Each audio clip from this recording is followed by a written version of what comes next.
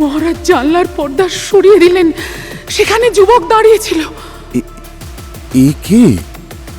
দু হাতে বিছানার চাদর মুঠোর ভেতরে চেপে ধরে আমি বজ্রাহতের মতো বসে রইলাম। কর্কশ কণ্ঠে মহারাজ বললেন,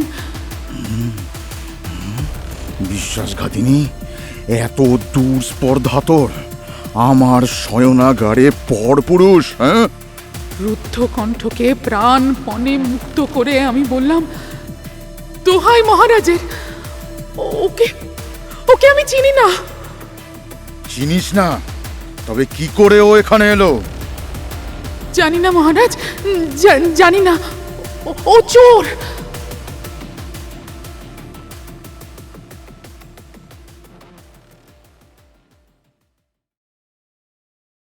রোল সাউন্ড। রোলিং। আপনারা শুনছেন রোল সাউন্ড গল্প, ছেলেবেলার ফেলে আসা গল্পের ঠিকানা।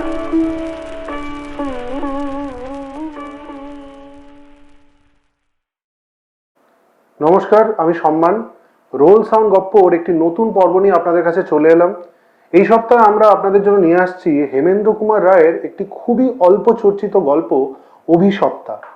কিছুদিন আগেই বিভূতিভূষণের অভিশাপ গল্পটিকে আমাদের চ্যানেলে আপনারা প্রচুর ভালোবাসা দিয়েছেন, তাই আমরা চাইলাম আরেকটি ওই স্বাদেরই গল্প আপনাদের জন্য নিয়ে আসি। এবং আমি হলপ করে বলতে পারি যে রোল সাউন্ড গল্পে এতদিন ধরে আপনারা যেই ধরনের প্রোডাকশন শুনেছেন, এই গল্পে কিন্তু আমরা তার মান অনেকটাই উন্নত করার চেষ্টা করেছি।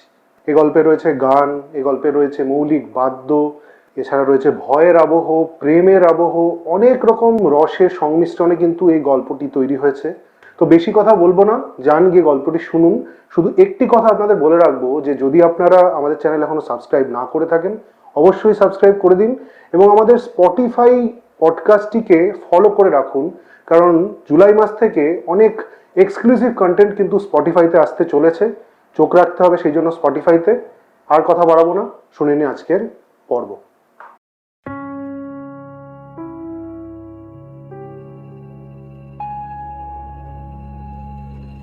বারাণসী, এক শহর যেখানে প্রতিটি ঘাট, প্রতিটি সরু গলি আর প্রতিটি প্রাচীন অট্টালিকার গায়ে লেগে আছে শতাব্দীর ইতিহাস। দিনের আলোয় এই শহর যেমন পুণ্য আর আধ্যাত্মিকতার প্রতীক, তেমনি রাতের অন্ধকারে তারই বুক থেকে যেন জেগে ওঠে বহু বিস্মৃত কিংবদন্তি। আজকের গল্প অভিশপ্তা আমাদের নিয়ে যায় মধ্যযুগীয় ভারতের এক অন্ধকার অধ্যায়। ক্ষমতা, প্রেম, বিশ্বাসঘাতকতা আর প্রতিশোধের এক কিংবদন্তি, যার ছায়া সময় পেরিয়েও মুছে যায়নি। বাংলা রহস্য ও ভৌতিক সাহিত্যের অন্যতম পথিকৃৎ হেমেন্দ্র কুমার রায় তাঁর স্বভাবসিদ্ধ নাটকীয়তা ও গা ছমছমে আবহে রচনা করেছেন এই অসাধারণ কাহিনী, যেখানে ইতিহাস আর অতি প্রাকৃত একে অপরের সঙ্গে মিশে গেছে অবিচ্ছেদ্যভাবে। হেডফোন পরে শুনুন, কারণ আজকের গল্পে গঙ্গা তীরের সেই প্রাচীন নগরীর অন্ধকার থেকে এখনো যেন ভেসে আসে এক অভিশপ্ত অতীতের ডাক।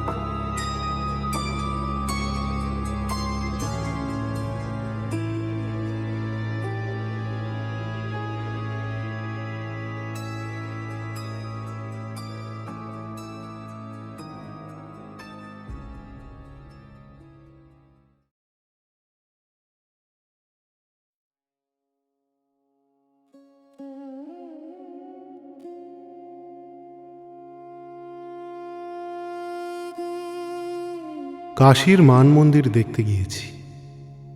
পূর্ণিমার সন্ধ্যা, নীল পদ্মর রঙে মাখানো আকাশ, তার নিচে গঙ্গার সাদা ঢেউয়ের বীণায় তরল লীলারাগিনী বাজছে। এই রূপপুরীকে সম্পূর্ণতা দেওয়ার জন্যই যেন বসন্তের গুঞ্জরিত নতুন হাওয়া আজ প্রকৃতির মুকুলিত কুঞ্জদ্বারে অতিথি। মান মন্দির দেখা শেষ হয়ে গিয়েছিল, তাই বিশ্বের এই যৌবন শ্রীকে অবহেলা করতে পারলাম না। আস্তে আস্তে ছাদের একপাশে গিয়ে বসে পড়লাম। তখন চাঁদ উঠেছে। আমি কবি নই, কিন্তু তবুও যেন মনে হলো গঙ্গার চপল জলে জ্যোৎস্না ওই যে রূপোর আখর লিখে দিচ্ছে। চেষ্টা করলে আজ যেন তার ভিতরে সৌন্দর্য কাব্যের দু একটা ইঙ্গিত জানলেও জানা যেতে পারে। আর মন মাতানো সুগন্ধ মেখে বসন্তের বাতাস আজ যেই গান গাইছে, তা যেন প্রকৃতির ফুলবাগানের কুঁড়ি ফোটার আনন্দ উৎসব ছাড়া আর কিছুই নয়। অনেকক্ষণ বসে রইলাম, কতক্ষণ তা জানি না। হঠাৎ আমার ঘোর কাটল। ঘড়ি খুলে দেখি রাত 10:30। তাই তো। তাড়াতাড়ি উঠে পড়লাম। অন্ধকারে সিঁড়ি দিয়ে দেওয়াল ধরে ধরে কোনো রকমে উঠোনে নেমে এলাম। দু একবার হোঁচট খেয়ে সদর দরজার কাছে এসে দাঁড়ালাম। দরজা ধরে টানলাম, কিন্তু দরজা খুলল না। দরজা বাইরে থেকে বন্ধ। আমার মাথায় আকাশ ভেঙে পড়ল। আমি যে ছাদের উপরে কবিত্বের স্বপ্ন দেখছি, পাহারাদার অত শত খেয়াল করেনি। সে দরজা বন্ধ করে দিয়ে চলে গেছে। এখন উপায়? একবার শেষ চেষ্টা করলাম। দরজার উপরে জোরে একটা ধাক্কা মারলাম। বহু যুগের পুরনো কপাট ঝনঝন শব্দে বেজে উঠল। সেই বিশাল জনহীন প্রাসাদের রাতের মৌনব্রত ভেঙে আর্তনাদের মতো একটা তীক্ষ্ণ প্রতিধ্বনি হঠাৎ জেগে উঠে আমার সারা শরীর রোমাঞ্চিত করে তুলল। ভয়ে ভয়ে আবার ভেতরে এসে দাঁড়ালাম। প্রাঙ্গণের মধ্যে একটা বিশাল গাছ, নিজের বিস্তৃত ডালপালার ভিতরে খানিক আলো আর খানিক অন্ধকার নিয়ে দাঁড়িয়ে আছে। কি ভীষণ তার পাতার মড়মড় শব্দ, যেন সুদূর অতীতের দেহমুক্ত আত্মারা তার ডালে বসে ঘন ঘন দীর্ঘশ্বাস ফেলছে। আর ওই যে অন্ধকারে লুকিয়ে থাকা নিশাচর পাখিরা ঝটপট ডানা নেড়ে থমকে থাকা স্তব্ধতাকে বিদীর্ণ করে দিচ্ছে। স্থান ও কালের মহিমায় মনে হলো তা যেন অন্য জগতের অধিবাসী আত্মাদের অস্ফুট মধুর ধ্বনি। বুকটা কেমন দমে গেল। নিজের কুবুদ্ধিকে শত শত ধিক্কার দিতে দিতে চমকে ওঠা মন নিয়ে সামনের একটা দরজা খুলে ঘরের ভিতরে ঢুকলাম। চারিদিকে সূচিভেদ্য অন্ধকার। ভেতরটা একবার ভালো করে দেখে নেওয়ার জন্য পকেট থেকে একটা দেশলাই বের করে জ্বাললাম। কাঠিটার ক্ষীণ আলোয় ঘরের দেওয়ালে মোগল যুগের প্রাচীন কারুকার্য সামান্য স্পষ্ট হয়ে উঠল। অন্ধকারকে আরো গাঢ় করে কাঠিটা নিভে গেল। কেন জানি না গাটা কেমন ছমছম করতে লাগলো। সেই বড় ঘরের নিবিড় অন্ধকারের ভিতরে যেন অন্য জগতের কি একটা বিষণ্ণ রহস্য গুমড়ে গুমড়ে উঠছিল। অত্যন্ত অপ্রসন্ন মন নিয়ে ঘরের এক কোণে গিয়ে শুয়ে পড়লাম। আপাদমস্তক চাদর মুড়ি দিয়ে ভাবতে লাগলাম, কোথায় আজ সেই সব শিল্পীরা, অলঙ্কৃত দেওয়ালে যাদের নিপুণ হাতের চিহ্ন এখনো খোদাই হয়ে রয়েছে? কোথায় আজ সেই মান সিংহ, সেই জয় সিংহ, ঘরের মধ্যে যাদের অসামান্য সম্মান স্মৃতি এখনো জাগ্রত হয়ে রয়েছে? কোথায় সেই উজ্জ্বল অতীত, কোথায় সেই রাজ ঐশ্বর্য? হঠাৎ একটা দমকা হাওয়ার ঝাপটায় বাইরের গাছের পাতায় কেমন যেন এক অলৌকিক মর্মর শব্দ বয়ে গেল, এবং সেই সঙ্গে ঘরের ভেজানো দরজাটাও সশব্দে খুলে গেল। আর আমার তন্দ্রাচ্ছন্ন কানের কাছে কে যেন মুখ রেখে অস্ফুট স্বরে বলে উঠল, কোথায় ওগো, কোথায়? এক লাফে উঠে বসলাম এবং দেওয়ালের উপরে আড়ষ্টভাবে পিঠ রেখে দুই হাতে চোখ রোগড়ে তাকিয়ে দেখি, খোলা দরজা দিয়ে চাঁদের আলো এসে ঘরের একটা অংশ উজ্জ্বল করে তুলেছে। চারিদিক কি স্তব্ধ, আর সেই জনমানসহীন প্রাচীন অট্টালিকার মধ্যে সেই স্তব্ধতা কি ভীষণ। হঠাৎ মনে হলো ঘরের অন্ধকার দিকটায় কে যেন নড়াচড়া করছে, যেন কার কাপড়ের অস্ফুট শব্দ হচ্ছে, যেন মৃদু গয়নার রিনঝিন শব্দ শোনা যাচ্ছে, যেন কেউ ফুঁপিয়ে ফুঁপিয়ে চাপা গলায় কেঁদে উঠছে।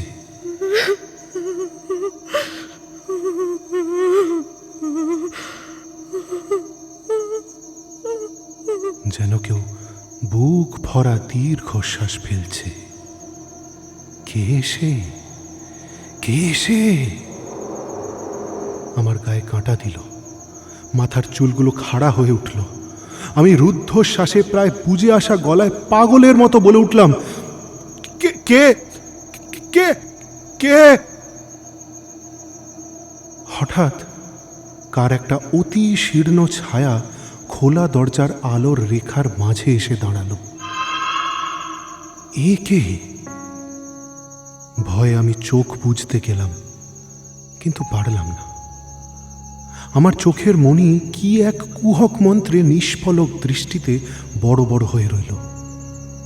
সেই অবস্থায় দেখলাম সামনে নীরবে দাঁড়িয়ে মাংসহীন সম্পূর্ণ কঙ্কালসার দেহ নিয়ে আমার দিকে ঝুঁকে সে মূর্তি এক দৃষ্টে আমাকেই দেখছে। তার রোগা হাত দুটিতে কঙ্কন আলগা হয়ে হাতের ডগায় ঝুলে পড়েছে। কাপড়টা দেহের হাড়গুলোকে জড়িয়ে যেন লেপ্টে আছে। তার হাড় বেরোনো মুখ আর বুকের ওপরে একরাশ চুল বিশৃঙ্খল হয়ে দুলছে, এবং তার পলকহীন চোখে কি এক তীক্ষ্ণ দীপ্তি। ছায়ামূর্তির ঠোঁটের আবরণহীন দাঁতের পাটি কাঁপতে লাগল, এবং সেই দুঃসহ নীরবতা ভেঙে কাতর তৃষ্ণার্ত স্বরে সে বলে উঠল, কোথায় ওগো, কোথায়? আমি অসাড় হয়ে বসে রইলাম। তখন ছায়ামূর্তি ধীরে ধীরে তার রোগা হাড় সর্বস্ব পা বাড়িয়ে আমার দিকে এগিয়ে এলো। চকিতে আমার জড়তা ভেঙে গেল। আমি প্রাণপণে চিৎকার করে উঠলাম, চলে যাও, চলে যাও, আর এক পা এগোলে তোমায় খুন করব। আমার সেই সাহস মৃত্যুর সামনে দাঁড়িয়ে থাকা কাপুরুষের শেষ সাহস মাত্র। ছায়ামূর্তি বলল, আগন্তুক সেদিন চলে গেছে, যেদিন মৃত্যুকে আমি তোমারই মতো ভয় পেতাম। এখন আমি জীবন মৃত্যুর বাইরে। সংসারের ভয় ভাবনা আর আমাকে ব্যথা দিতে পারে না, কিন্তু পৃথিবীর যন্ত্রণা যে এখনো আমাকে শত পাকে ঘিরে আছে, আমাকে পুড়িয়ে পুড়িয়ে মারছে, আমাকে পিষে পিষে পীড়ন করছে। আগন্তুক, তুমি আমাকে দেখে ভয় পাচ্ছ, কিন্তু একদিন আমার এই শরীর ছিল কোমল, সুন্দর, দেবতাদের বাঞ্ছিত। আজ আমার এই বাহু কুৎসিত, কঙ্কালসার, কিন্তু কিন্তু এমন দিন ছিল যখন আমার এই হাত দুটি গোলাপ ফুলের একজোড়া মোহন মালার মতো রাজার কণ্ঠ বেষ্টন করত। সেদিন চলে গেছে আগন্তুক, সেদিন চলে গেছে, যেদিন এই দুটি চোখের সামনে পড়ার জন্য শত শত উন্মুখ হৃদয় আবেগে ব্যাকুল হয়ে উঠত। হায়, সে কত যুগ আগে, ও কত যুগ আগে। আমি কোনো উত্তর দিতে পারলাম না। যেমন বসেছিলাম তেমনি কাঠ হয়ে বসে রইলাম। ছায়ামূর্তি বলল, আগন্তুক, তুমি আমার কথা শুনবে? আজ কয়েক শতাব্দী ধরে আমার অভিশপ্ত সঙ্গী হারা আত্মা এখানে ঘুরে ঘুরে কেঁদে মরছে। দুটো দুঃখের কথা শোনানোর জন্য আমার তৃষ্ণার্ত বুক ফেটে যাচ্ছে। কিন্তু শূন্য বাড়িতে কোনো দরদের মানুষ তো পেলাম না। তুমি শুনবে আগন্তুক? তুমি শুনবে? আমি কথা বলার চেষ্টা করলাম, কিন্তু আমার মুখ দিয়ে কোনো কথা বেরোলো না। ছায়ামূর্তি তখন সেই দরজা দিয়ে আসা ভরপুর জ্যোৎস্নায় বসে পড়ল। তার হাড়ের দেহ থেকে একটা বিকট কড়কড় শব্দ উঠল। তার চুলের রাশির প্রতি আমার দৃষ্টি পড়ল। রেশমের মতো চিকন, কি সুন্দর সেই চুল! নিজের বিগত যৌবনের অতীত সৌন্দর্যের শেষ চিহ্নস্বরূপ সেই চুলগুলো সামান্য গর্বের সঙ্গে মুখের ওপর থেকে সরিয়ে দিয়ে ম্লান হেসে ছায়ামূর্তি বলল,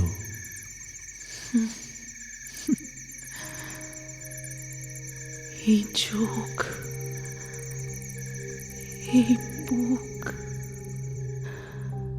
এই বাহু দেখে একদিন কত মুগ্ধ প্রাণ আমার রূপের আগুনে ঝাঁপ দিয়েছে। আর আজ এই চুল দেখে আগন্তুক, তুমি কি আবার আমার সঙ্গে প্রেম করবে? না বন্ধু, না।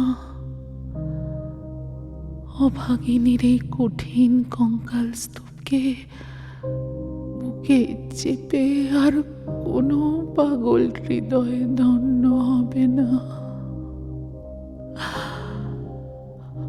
আমি এখন ভোরের বাঁশি মালা, পথের দোলায় এখন আমার শয়ন।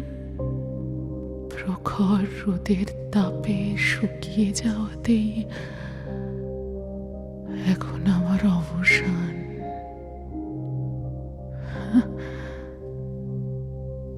কিন্তু কি বলছি? আমার নাম ছিল রাধা। রাজা জয়সিংহের অন্তঃপুরে রাজ আদরে আদরিণী হয়ে বড় সুখে আমার দিন কাটত। বলেছি না, আমি রূপবতী ছিলাম। সে রূপের বর্ণনায় আর কাজ নেই, কারণ আজ তা কেউ বিশ্বাস করবে না। সেই রূপের মোহেই রাজা আমাকে ভালোবাসতেন। জলে থাকা মাছ যেমন পাতালের অন্ধকারের ভয়ে উপরে এসে পৃথিবী জুড়ে থাকা মুক্ত আলো আর মুক্ত আকাশ দেখে যায়, রাজকার্যের কাঠিন্যের মধ্য থেকেও তেমনি করে রাজা দিনে শতবার নানা উশিলায় আমার কাছে ছুটে আসতেন। আমাকে দেখে দেখে তার তৃপ্তি হতো না। আমাকে আদর করে করে তার আশা মিটত না। আমার সঙ্গে কথা বলে বলে তার ক্লান্তি বোধ হতো না। আমি ছিলাম তার প্রাণাধিক। একদিন শুনলাম রাজা কাশীধামে যাচ্ছেন। বাবা বিশ্বনাথকে কখনো দেখিনি। রাজা সেখানে যাবেন শুনে ভাবলাম এমন সুযোগ আর কখনো মিলবে না। রাজার পায়ে আমার আর্জি পেশ করলাম। আমার সাধ অপূর্ণ রাখা রাজার পক্ষে সাধ্যের অতীত ছিল। একটু ইতস্তত করে শেষ পর্যন্ত তিনি মত দিলেন। তার সঙ্গে আমি কাশীধামে এলাম। চারিদিকের ভিড় ঠেলে, ভিখারি তাড়িয়ে আমার প্রহরী বেষ্টিত পালকি বাবা বিশ্বনাথের মন্দিরের তোরণে এসে থামল। প্রহরীরা মন্দিরের ভেতর থেকে লোক তাড়াতে লাগলো। পালকির মধ্যে বসে সেই কোলাহল শুনতে লাগলাম। মন্দিরের ভেতর বীণা বাজছিল এবং আলাপিনীর মধুর রাগিনীর সঙ্গে वरदे वीणा बादिनी वरदे ভজন গাইছিল। वरदे वीणा बादिनी वरदे प्रिय स्वतंत्र रब अमृत मंत्र नभ भारत में भर दे वरदे वीणा बादिनी वरदे काट अंध उड़ के बंधन स्तर काट अंध उड़ के बंधन स्तर वहा जननी ज्योतिर्मय निर्झर वहा जननी ज्योतिर्मय निर्झर कलुष भेद तम हर प्रकाश भर कलुष भेद तम हर प्रकाश भर जगमग जग कर दे वर दे वीणा बादिनी वर दे।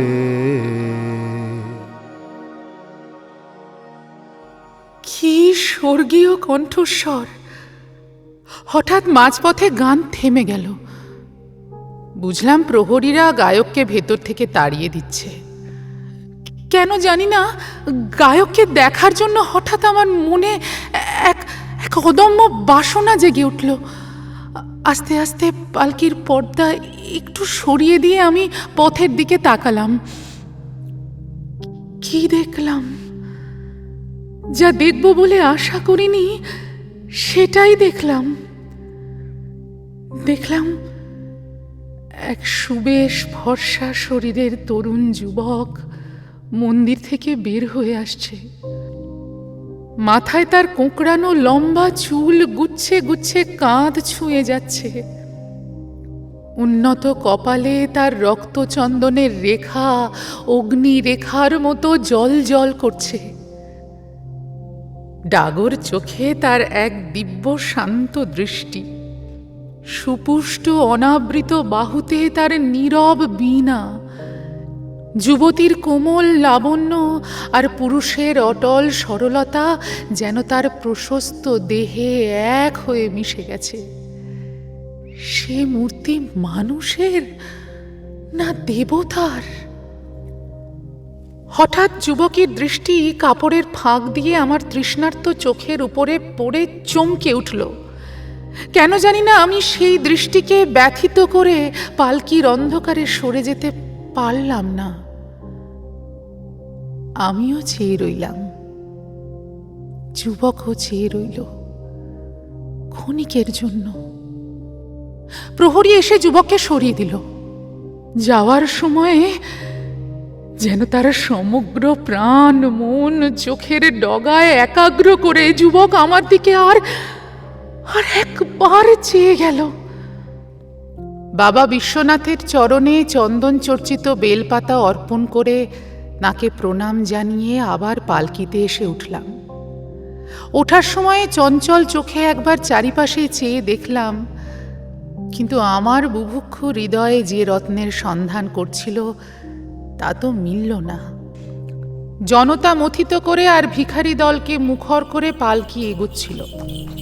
চারিপাশে বিশ্বনাথের মহান নামে ভক্তের হৃদয় ভক্তি স্তোত্রে উচ্ছ্বসিত হয়ে উঠছিল।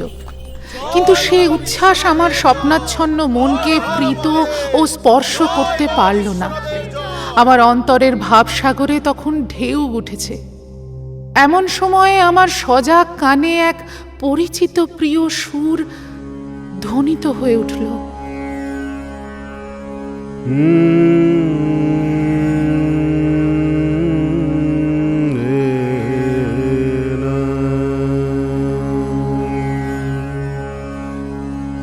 लागी लगनपति सखी संग, लागी लगनपति सखी संग, लागी लगनपति सखी संग, लागी लगनपति सखी संग, लागी लगनपति सखी संग, लागी लगनपति सखी संग, लागी लगनपति सखी संग, लागी लगनपति सखी संग।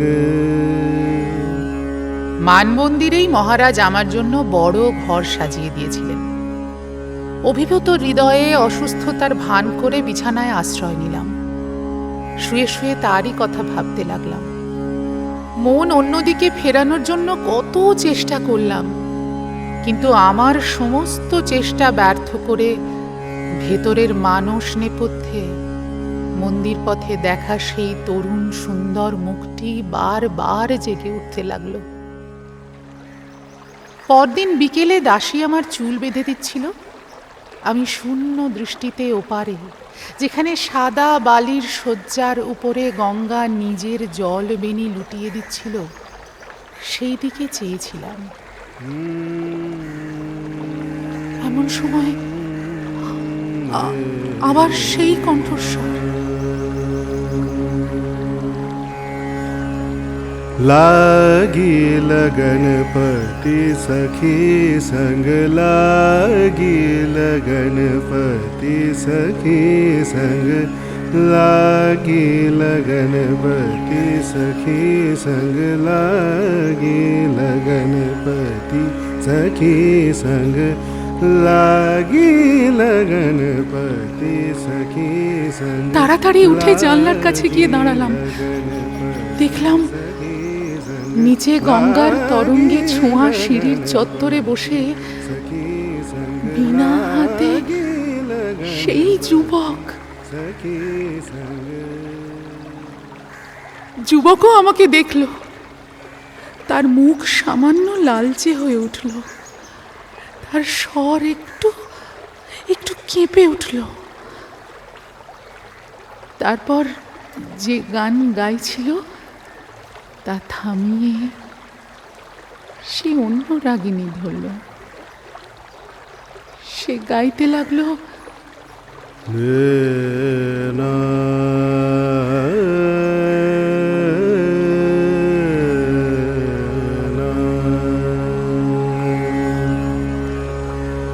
पलन लागी मोरी अखियाँ उन बिना, पलन लागी मोरी अखियाँ उन बिना, पलन लागी मोरी अखियाँ उन बिना, कल न आए जिया घबराए, कल न आए जिया घबराए, पिया बिरमाए बिरह सताए निस दिन, पल न लागी मोरी अखियाँ उन बिना, पल न लागी।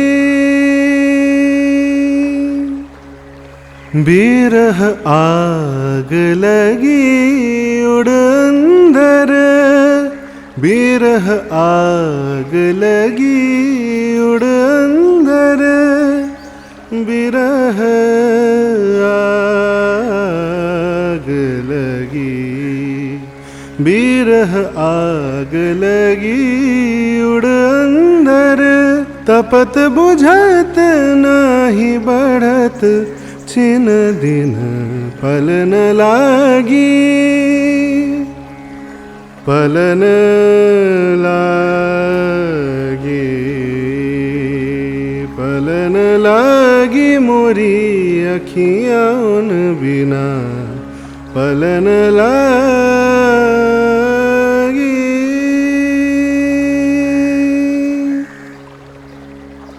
আমি দাসীর দিকে ফিরলাম। আমার আকস্মিক আচরণ দেখে সে অবাক হয়েছিল। যুবকের দিকে আঙুল দিয়ে নির্দেশ করে তাকে নিচু কণ্ঠে বললাম, ওকে সবার চোখের আড়ালে এখানে আনতে পারিস? দাসীর উপরে আমার যথেষ্ট বিশ্বাস ছিল, কিন্তু আমার কথা শুনে তার মুখ ভয়ে বিবর্ণ হয়ে গেল। আমি তার হাত চেপে ধরে আবার বললাম, কি বলিস, পারবি? মহারাজ জানলে আমার মাথা কোথায় থাকবে ঠাকুরাইন? তোর মাথা তোর কাঁধের উপরেই থাকবে। মহারাজ এখন আসবেন না। বল, পারবি বাদি? 1000 আশরফি বকশিস পাবি। খানিক ইতস্তত করে সে রাজি হলো। অট্টালিকার গুপ্ত দ্বার আমাদের মিলনের পথ করে দিল। যুবক আমার সামনে, আমি তার সামনে। চারিদিক স্তব্ধ,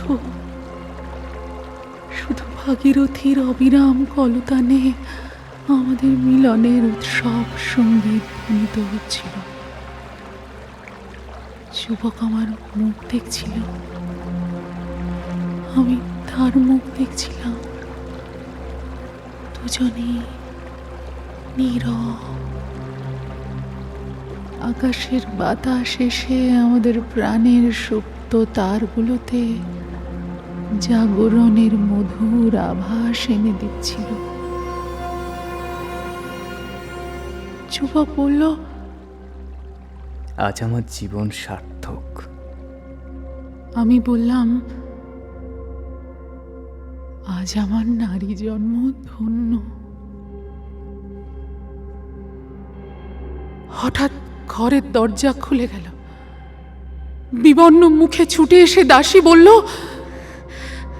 মহারাজ আসছেন, মহারাজ আসছেন ঠাকুরাইন, মহারাজ আসছেন। মহারাজ! আমার পায়ের তলা থেকে মাটি যেন নিমেষে সরে গেল। আমার চোখের সামনে থেকে পৃথিবীর আলো যেন নিভে গেল। আমি কাঁপতে কাঁপতে জানলার পর্দার একটা দিক তুলে তার আড়ালে যুবককে ঠেলে দিলাম। তারপর তাড়াতাড়ি বিছানার উপর গিয়ে বসে কোনো রকমে একটু নিজেকে সামলে নিয়েছি মাত্র। এমন সময় হাসি মুখে মহারাজ ঘরের মধ্যে প্রবেশ করলেন। আমার ডান হাতটি নিজের মুঠোর মধ্যে নিয়ে মহারাজ স্নিগ্ধ স্বরে বললেন, পিয়ারি, তোমার কাছ থেকে দুদণ্ড দূরে থেকে আমার মনে হচ্ছিল আমি 1 যুগ তোমাকে ছেড়ে আছি। বিপদ ভীত দৃষ্টিকে যথাসম্ভব নরম করে আমি বললাম, মহারাজ, দাসীর প্রতি আপনার করুণা। আমার অনাবৃত গালে সব প্রেমে একটি চুম্বন করে মহারাজ বললেন, তুমি আমায় জাদু করেছ। আমি মুখ নিচু করে আঙুলে আঁচল জড়াতে লাগলাম। মহারাজ কিছুক্ষণ আমাকে নিষ্পলক চোখে দেখলেন, তারপর একটু চঞ্চলতা প্রকাশ করে বললেন, ঘরের ভেতরে অসহ্য গরম, একলাটি এমন করে এখানে তুমি কি করে বসে আছো? বলে তিনি জানলার দিকে এগিয়ে গেলেন।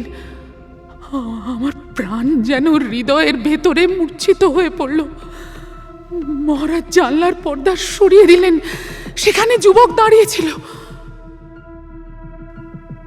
অবাক হয়ে মহারাজ পর্দা তুলেই আবার ফেলে দিলেন। কিছুক্ষণ স্তম্ভিত এবং স্তব্ধভাবে দাঁড়িয়ে রইলেন। তারপর আমার দিকে ফিরে বললেন, এ কে? 2 হাতে বিছানার চাদর মুঠোর ভেতরে চেপে ধরে আমি বজ্রাহতের মতো বসে রইলাম। কর্কশ কণ্ঠে মহারাজ বললেন,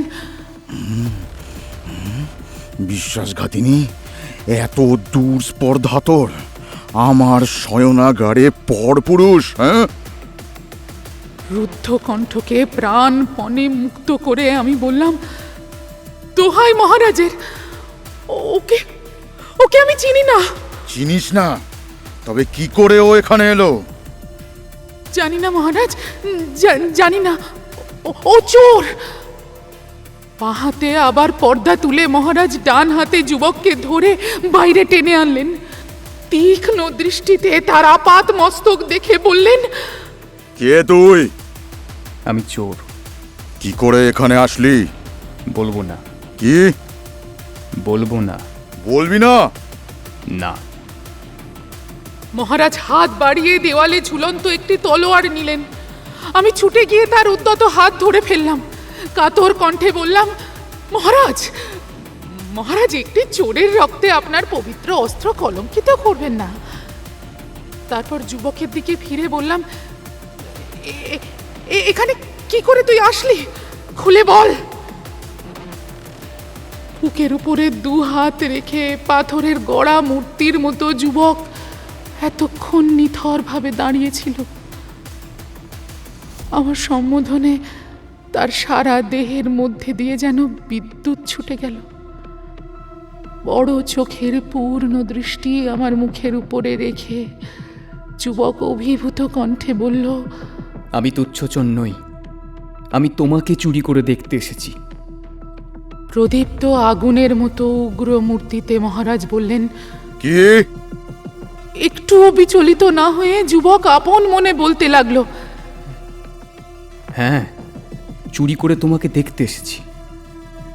শুধু তোমাকে সখী, শুধু তোমাকে। দেব পূজায় তুমি যাচ্ছিলে, পথ থেকে লুকিয়ে আমি তোমাকে দেখতে পেয়েছিলাম। তুমি জানো না, দেখা মাত্র আমার আত্মা তোমার পায়ে বিকিয়ে গেছে। একবার দেখে আমার তৃপ্তি হলো না, তাই সবার অজ্ঞাত সারে কৌশলে আমি এখানে এসে লুকিয়েছিলাম আর একবার তোমাকে দেখব বলে। আমার দেখা হয়েছে, এখন আমি মরতে পারি। মহারাজ, আপনার প্রিয়তমার কোনো দোষ নেই। মহারাজ এগিয়ে এসে কঠিন স্বরে বললেন, উত্তম, তোকে প্রাণে না মেরে তোর প্রতি এক নতুন দণ্ড দেব। তোর যে পাপ চোখ পর স্ত্রীর পবিত্রতার দিকে কুদৃষ্টিতে চেয়েছে, সেই চোখ আমি নষ্ট করব। প্রহরী! আদেশ মাত্র প্রহরী ঘরের ভেতরে এসে দাঁড়ালো। যুবকের দিকে আঙুল দিয়ে নির্দেশ করে মহারাজ বললেন, এই হতভাগাকে বাইরে নিয়ে গিয়ে একে অন্ধ করে ছেড়ে দে। যুবক নীরবে হাসি মুখে সেই ভীষণ দণ্ডাদেশ শুনল। বিনা বাধায় যুবক তার সঙ্গে চলল। যাওয়ার সময় আমার দিকে একবার দীন দৃষ্টিতে চেয়ে গেল। ভগবান, সেই দৃষ্টিতে কি গভীর ভাব ফুটে উঠেছিল।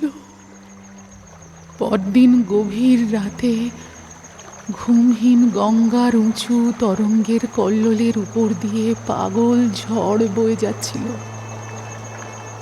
ঘুমন্ত মহারাজের শিথিল বাহুপাশের ভিতরে হঠাৎ আমার ঘুম ভেঙে গেল। দুম করে জানলার কপাটটা খুলে গেল এবং বাইরের পৃথিবীর বিশ্বব্যাপী হাহাকার, বৃষ্টির ঝাপটা ও উদ্দাম বাতাসের সঙ্গে সেকার আকুল কণ্ঠ আমার ঘরের ভিতরে প্রবেশ করলো। সে কে গো? সে কে? তাড়াতাড়ি জানলাটা বন্ধ করে দিতে উঠলাম। হঠাৎ মেঘের কালো বুক ছিঁড়ে দেবতার অগ্নিময় ভ্রুকুটি ফুটে উঠল। সেই ক্ষণিক উজ্জ্বল আলোয় দেখলাম ঝড় বৃষ্টির প্রতি একান্ত উদাসীন হয়ে সিঁড়ির চত্বরে বসে সেই অন্ধ যুবক কাঁদছে।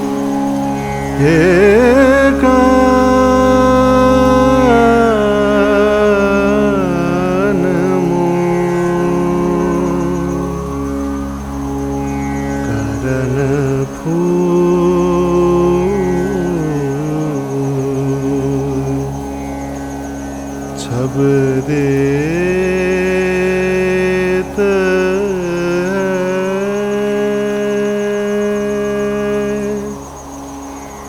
मन हमरो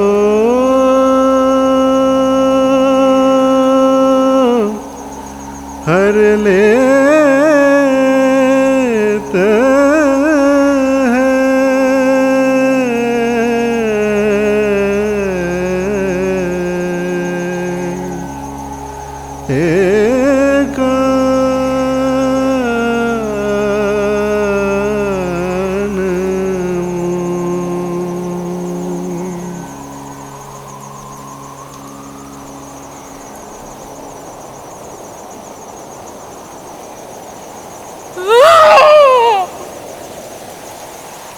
একটা চিৎকার করে তখনই মূর্ছিত হয়ে মাটিতে পড়ে গেলাম। তারপর প্রতি রাতে তার সঙ্গীত তীক্ষ্ণ ধারে অস্ত্রের মতো আমার বুকে এসে বিদ্ধ। আমার সব সুখ, শান্তি ও আনন্দ জন্মের মতো ঘুচে গেল। আহারে বিহারে শয়নে স্বপনে সব সময় কেবলই সেই যুবকের কথাই আমার মনে পড়তে লাগলো। সেই কাতর মুখ, সেই অন্ধ চোখ, সেই উদাস গান, আর যন্ত্রণা ও হতাশার একমাত্র কারণই তো আমি। তাকে বিপদে ফেলে নিজেকে বাঁচানোর জন্য পাপিষ্ঠা আমি অনায়াসে মিথ্যে কথা বলছি, অনায়াসে।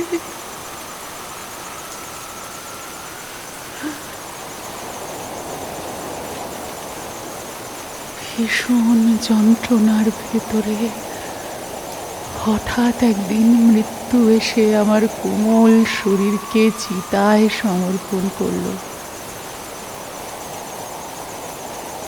মরণকালে তার গান শুনেছি এবং মৃত্যুর পরেও শতাব্দীর পর শতাব্দী ধরে প্রতি রাতে আমার অভিশপ্ত আত্মা সেই সকরুণ সঙ্গীত শুনে আসছে।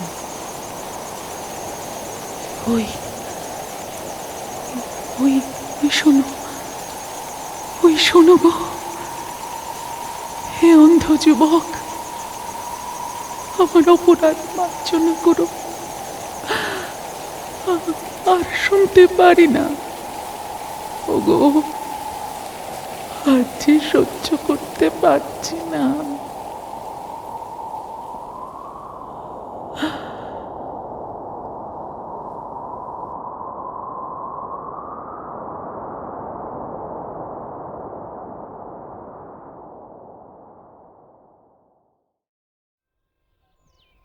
ছায়ামূর্তির কথা শেষ হতে না হতেই হঠাৎ কার বিস্ময় ভরা কণ্ঠ শুনলাম। কন হ্যাঁ রে? চকিতে আমার আচ্ছন্ন ভাব কেটে গেল। ধর্মর করে উঠে বসে দেখি পূর্ব আকাশে ভোরের আলো ফুটে উঠেছে।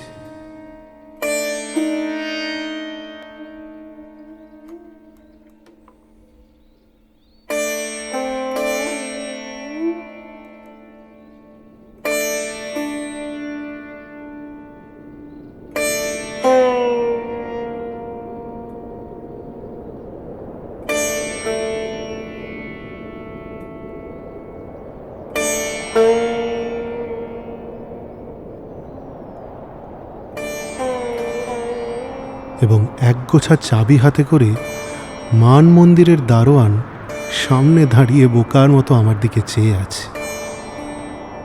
ঘরের মেঝেতে কোথায় সেই ছায়ামূর্তি? তাহলে কি স্বপ্ন ছিল?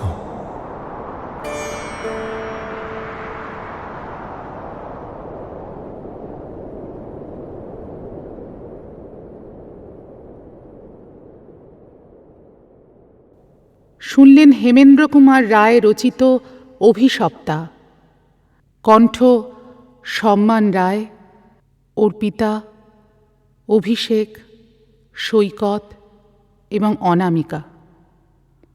শব্দগ্রহণ স্বয়ং, শব্দ প্রক্ষেপণ নভনীল ভট্টাচার্য।